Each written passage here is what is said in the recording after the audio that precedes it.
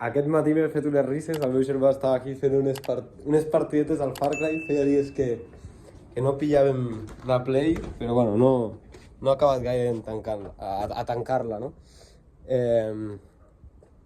Però bueno, s'ha ficat allà, rotllo, a una batalla final, diguéssim, i es començava a cabrejar fent el gilipolles. M'he rigut, és l'important de començar així un dia. Com ficar-se objectius per 2025? O sigui, no et compliquis gaire, segur que vas agafar, en el meu cas va ser el 2023, vaig agafar 3 objectius i simplement un any més, mateixos objectius, però millorats. Millorar-los i punto. S'ha acabat el vídeo. Si això, treu-te objectius, perquè potser el principal és aprendre a menjar i a cuidar-te. A estar més planet d'aquí. Fins aviat. 2 objectius meus, no t'interessen, el tercer te'l vull compartir. Era flexions fent el pi.